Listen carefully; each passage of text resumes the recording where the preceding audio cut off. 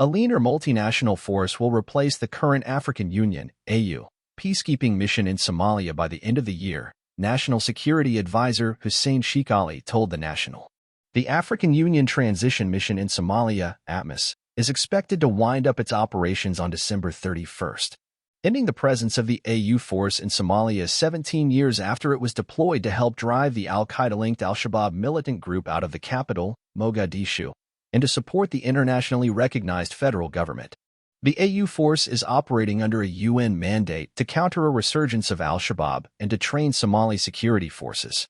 The deployment of a multinational force in its stead is likely to face a backlash from some Somalis, who were hoping to see the country's own armed forces take over. However, while the multinational force will be smaller than ATMIS, it will be considerably better equipped than the Somali army, and therefore a stronger option for combating al-Shabaab than local security forces. The new force will secure key government and diplomatic installations in the country, according to Mr. Sheikh Ali, who has been leading Somalia's negotiations on the transition from ATMIS. Talks on the issue were also held before the African Union's Heads of State Summit, which was held at its headquarters in the Ethiopian capital Addis Ababa over the weekend and was attended by Somali President Hassan Sheikh Mohamud. Discussions are already ongoing at AU headquarters, UN headquarters, and Mogadishu on this new multinational force between the federal government of Somalia, AU, UN, and donor partners, Mr. Sheikh Ali told The National by telephone. The talks focused on the mandate and strength of the new force, he said. The mandate of the new forces will be to protect key government infrastructure within Somalia and the logistics hubs of the Somalia security forces, as well as areas where foreign diplomatic missions, UN agencies, and international humanitarian organizations are located, the security advisor said. We estimate the new multinational forces to be around 3,000 to 8,000, and they will closely work with an equal number of Somali forces who will co-locate with them to eventually take over Somalia's security responsibilities from them. After 12 months, he said, referring to plans for Somali forces to embed with the multinational coalition.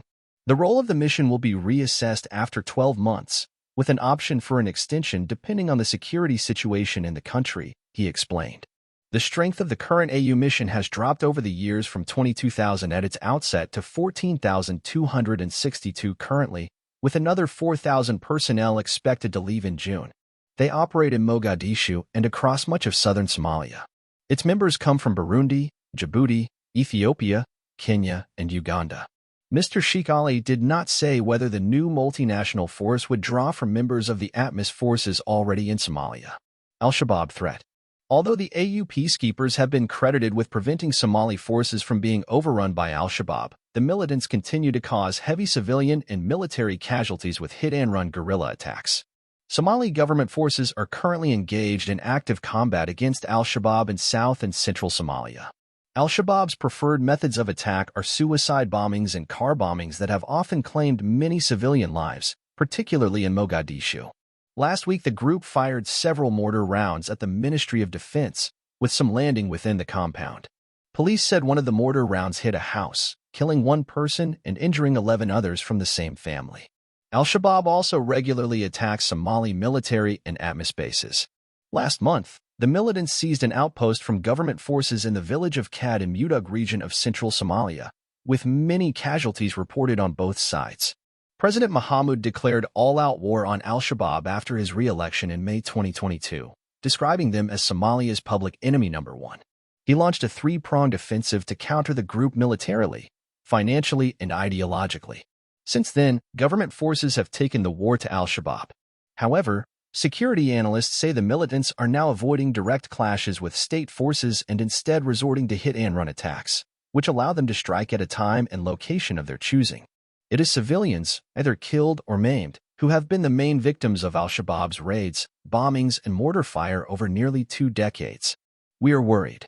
Whether the ATMIS peacekeepers leave or a new foreign force replaces them, the question many Somalis ask is, can al-Shabaab really be defeated? That is the million-dollar question that needs actions more than answers, Abdi Ali, a shopkeeper in Mogadishu, told The National.